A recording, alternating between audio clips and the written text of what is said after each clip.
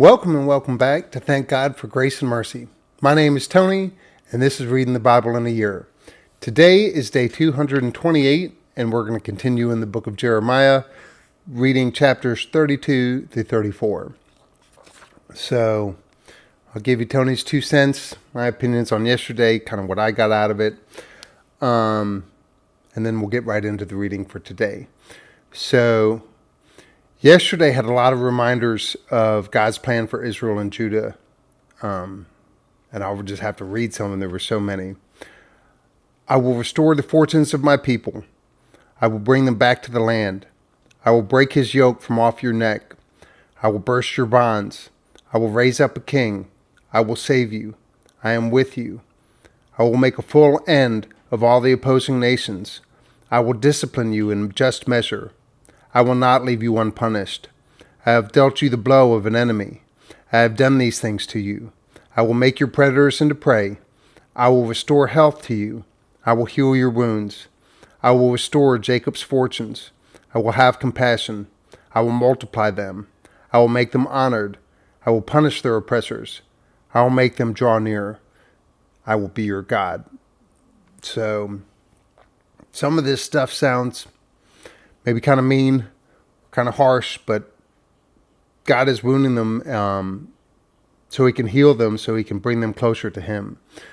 You know, and the trials that you go through in life can do probably one or two things. You can either bring you closer to God or bring you farther away from God. But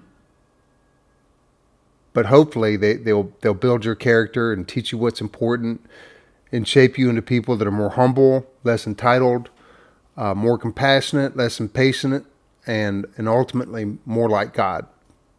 So, I think the thing that really stood out to me was true freedom isn't doing whatever they want, but true freedom is serving God instead of our oppressors or even ourselves. So, a lot of 2 cents from yesterday, a lot of big messages, but I really enjoyed the reading. So anyway, without any further ado, let's say a quick prayer and we'll get right into today's reading. Dear Heavenly Father, thank you for wanting to draw us near to you, Lord. Lord, these trials in our lives can be so difficult. And you didn't promise a life without trials, but you can use these trials to bring us closer to you, Lord. Lord, help the trials in our lives bring us closer to you, Lord, and not farther away from you. Let these trials in our lives just force us to draw close to you, Lord. Lord, just help me and help anyone listening understand that the true freedom in life isn't doing whatever we want to do, but it's doing what you want us to do. Lord, please help us have that true freedom. Please help us draw close to you. Please help us be near to you. We're seeking after you, Lord. And you say, if you seek after you, we will find you. So, Lord, let us find you and keep us near to you. Lord, please help us build a closer relationship with you today by reading the Bible. Open our eyes to be able to see the message. Open our ears to be able to hear it. And open our hearts to be able to receive it with gladness. In Jesus' name I pray. Amen. So this is Jeremiah 32 through 34. Jeremiah 32. Killing and disease are on our doorstep. The message Jeremiah received from God in the 10th year of Zedekiah, king of Judah.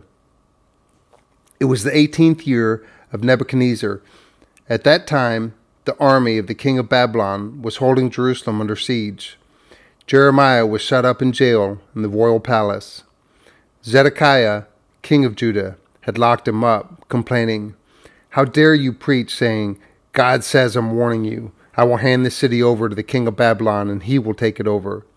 Zedekiah, king of Judah, will be handed over to the Chaldeans right along with the city. He will be handed over to the king of Babylon and forced to face the music. He'll be hauled off to Babylon, where he'll stay until I deal with him. God's decree. Fight against the Babylonians all you want. It won't get you anywhere. Jeremiah said, God's message came to me like this. Prepare yourself. Hanamel, your uncle Shallum's son, is on his way to see you. He is going to say, buy my field in Anathoth. You have the legal right to buy it. And sure enough, just as God had said, my cousin Hanamel came to me while I was in jail and said, buy my field in Anathoth, in the territory of Benjamin, for you have the legal right to keep it in the family. Buy it. Take it over. That I did. I knew it was God's message. So I bought the field at Anathoth from my cousin Hanamel. I paid him 17 silver shekels. I followed all the proper procedures. In the presence of witnesses, I wrote out the bill of sale, sealed it, and weighed out the money on the scales. Then I took the deed of purchase, the sealed copy that contained the contract and its conditions, and also the open copy, and gave them to Baruch, son of Neriah, the son of Messiah. All this took place in the presence of my cousin Hanamel and the witnesses who had signed the deed, as the Jews who were at the jail that day looked on. Then, in front of all of them, I told Baruch, these are orders from God of the angel armies, the God of Israel. Take these documents, both the sealed and the open deeds, and put them for safekeeping in a pottery jar. For God of the angel armies, the God of Israel says, life is going to return to normal. Homes and fields and vineyards are again going to be bought in this country. And then, having handed over the legal documents to Baruch, son of Neriah, I prayed to God. Dear God, my master, you created earth and sky by your great power, by merely stretching out your arm. There is nothing you can't do. You're loyal in your steadfast love to thousands upon thousands, but you also make children live with the fallout from their parents' sin. Great and powerful God, named God of the angel armies, determined in purpose and relentless in following through, you see everything that men and women do and respond appropriately to the way they live, to the things they do. You perform signs and wonders in the country of Egypt and continue to do so right into the present, right here in Israel and everywhere else too. You've made a reputation for yourself that doesn't diminish. You brought your people Israel out of Egypt with signs and wonders, a powerful deliverance by merely stretching out your arm. You gave them this land and solemnly promised to their ancestors a bountiful and fertile land. But when they entered the land and took it over, they didn't listen to you. They didn't do what you commanded. They wouldn't listen to a thing you told them, and so you brought this disaster on them. Oh, look at the siege ramps already set in place to take the city. Killing and starvation, disease are on the doorstep. The Babylonians are attacking. The word you spoke is coming to pass. It's daily news. And yet you, God, the Master, even though it is certain that the city will be turned over to the Babylonians, also told me, buy the field, pay for it in cash, and make sure there are witnesses. Then God's message came again to Jeremiah. Stay alert. I am God, the God of everything living. Is there anything I can't do? So listen to God's message. No doubt about it, I'm handing this city over to the Babylonians and Nebuchadnezzar, king of Babylon. He'll take it. The attacking Chaldeans will break through and burn the city down. All those houses whose roofs were used as altars for offerings to Baal and the worship of who knows how many other gods provoked me. It isn't as if this were the first time they had provoked me. The people of Israel and Judah have been doing this for a long time, doing what I hate, making me angry by the way they live. God's decree. This city has made me angry from the day they've built it, and now I've had my fill. I'm destroying it. I can't stand to look any longer at the wicked lives of the people of Israel and Judah, deliberately making me angry, the whole lot of them. Kings and leaders, priests and preachers, in the country and in the city. They've turned their backs on me, won't even look me in the face. Even though I took great pains to teach them how to live, they refuse to listen, refuse to be taught. Why, they even set up obscene god and goddess statues in the temple built in my honor. An outrageous desecration. And then they went out and built shrines to the god Baal in the valley of Hinnom, where they burned their children in sacrifice to the god Molech. I can hardly conceive of such evil, turning the whole country into one huge act of sin. But there is also this message from me, the God of Israel, to this city of which you have said, in killing and starvation and disease, this city will be delivered up to the king of Babylon. Watch for this. I will collect them from all the countries to which I will have driven them in my anger and rage and indignation. Yes, I'll bring them all back to this place and let them live here in peace. They will be my people. I will be their God. I'll make them of one mind and heart, always honoring me, so they can live good and whole lives, they and their children after them. What's more, I'll make a covenant with them that will last forever, a covenant to stick with them no matter what and work for their good. I'll fill their hearts with a deep respect for me, so they'll not even think of turning away from me. Oh, how I'll rejoice in them. Oh, how I'll delight in doing good things for them. Heart and soul, I'll plant them in this country and keep them here.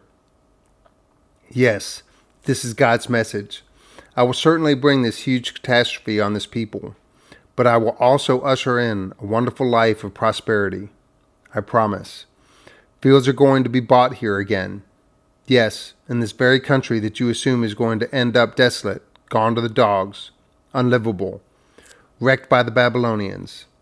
Yes, people will buy farms again, and legally, with deeds of purchase, sealed documents, proper witnesses, and right here in the territory of Benjamin, and in the area around Jerusalem, around the villages of Judah, and the hill country, the Shephelah, and the Negev.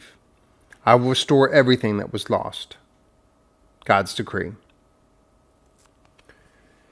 Jeremiah 33. Things you could never figure out on your own. While Jeremiah was still locked up in jail, a second message from God was given to him. This is God's message, the God who made earth, made it livable and lasting, known everywhere as God. Call to me, and I will answer you. I'll tell you marvelous and wondrous things that you could never figure out on your own. This is what God, the God of Israel, has to say about what's going on in this city, about the homes of both people and kings that have been demolished, about all the ravages of war and the killing by the Chaldeans, and about the streets littered with the dead bodies of those killed because of my raging anger, about all that's happened because the evil actions in this city have turned my stomach in disgust. But now, take another look.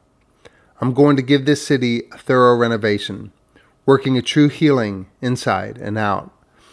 I'm going to show them life, whole, life brimming with blessings. I'll restore everything that was lost to Judah and Jerusalem. I'll build everything back as good as new. I'll scrub them clean from the dirt they've done against me. I'll forgive everything they've done wrong, forgive all their rebellions, and Jerusalem will be a center of joy and praise and glory for all the countries on earth. They'll get reports on all the good I'm doing for her. They'll be in awe of the blessings I am pouring on her. Yes, God's message. You're going to look at this place, these empty and desolate towns of Judah and streets of Jerusalem, and say, a wasteland, unlivable. Not even a dog could live here. But the time is coming when you're going to hear laughter and celebration, marriage festivities, people exclaiming, thank God of the angel armies. He's so good. His love never quits, as they bring thank offerings into God's temple. I'll restore everything that was lost in this land. I'll make everything as good as new. I, God, say so. God of the angel army says, this coming desolation, unfit for even a stray dog, is once again going to become a pasture for shepherds who care for their flocks. You'll see flocks everywhere, in the mountains, around the towns of Shephelah and Negev, all over the territory of Benjamin, around Jerusalem and the towns of Judah, flocks under the care of shepherds who keep track of each sheep. God says so.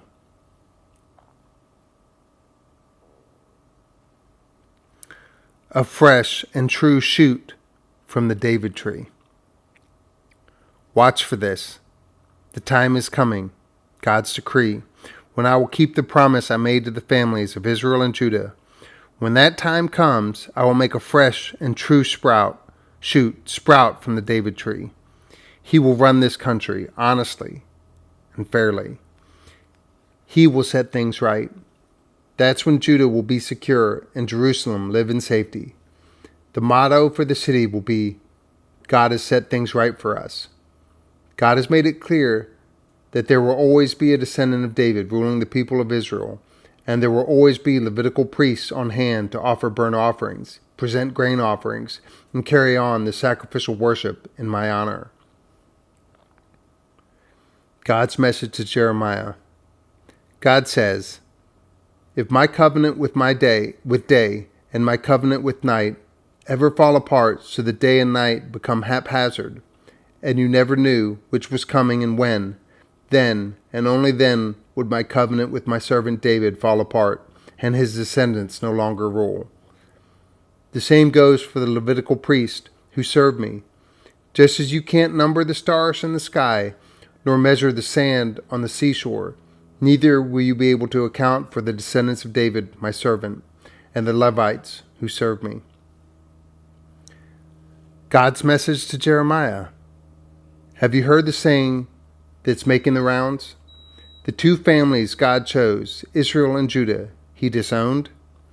And have you noticed that my people are treated with contempt, with rumors afoot that there's nothing to them anymore? Well, here's God's response. If my covenant with day and night wasn't in working order, if sky and earth weren't functioning the way I set them going, then, but only then, you might think I have disowned the descendants of Jacob and of my servant David, and that I wouldn't set up any of David's descendants over the descendants of Abraham, Isaac, and Jacob. But as it is, I will give them back everything they've lost. The last word is, I will have mercy on them. Jeremiah 34. Freedom to the slaves. God's message to Jeremiah at the time King Nebuchadnezzar of Babylon mounted an all-out attack on Jerusalem and all the towns around it with his armies and allies and everyone he could muster. I, God, the God of Israel, direct you to go and tell Zedekiah, king of Judah, this is God's message. Listen to me. I'm going to hand over this city to the king of Babylon, and he is going to burn it to the ground. And don't think you'll get away.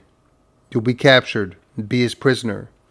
You will have a personal confrontation with the king of Babylon and be taken off with him, captive, to Babylon. But listen, O Zedekiah, king of Judah, to the rest of the message of God. You won't be killed. You'll die a peaceful death. They will honor you with funeral rites as they honored your ancestors, the kings who preceded you. They will properly mourn your death, weeping, Master, Master. This is a solemn promise, God's decree. The prophet Jeremiah gave this message to Zedekiah, king of Judah in Jerusalem, gave it to him, word for word. It was at the very time that the king of Babylon was mounting his all-out attack on Jerusalem and whatever cities in Judah that were still standing. Only Lachish and Azekah, as it turned out. They were the only fortified cities left in Judah. God delivered a message to Jeremiah after King Zedekiah made a covenant with the people of Jerusalem to decree freedom to the slaves who were Hebrews, both men and women. The covenant stipulated that no one in Judah would own a fellow Jew as a slave. All the leaders and people who had signed the covenant set free the slaves, men and women alike. But a little while later, they reneged on the covenant, broke their promise, and forced their former slaves to become slaves again. Then Jeremiah received this message from God. God, the God of Israel, says, I made a covenant with your ancestors when I delivered them out of slavery in Egypt. At the time I made it clear, At the end of 7 years, each of you must set free any fellow Hebrew who has had to sell himself to you. After he has served 6 years, set him free. But your ancestors totally ignored me. And now, what have you done? First, you turned your back to the right way and did the right thing. First, you turned back to the right way and did the right thing, decreeing freedom for your brothers and sisters. And you made it official in a solemn covenant in my temple. And then you turned right around and broke your word, making a mockery of both me and the covenant, and made them all slaves again. These men and women you just set free, you forced them back into slavery. So here is what I, God, have to say. You have not obeyed me and set your brothers and sisters free. Here's what I'm going to do. I'm going to set you free. God's decree. Free to get killed in war or by disease or by starvation. I'll make you a spectacle of horror. People all over the world will take one look at you and shudder.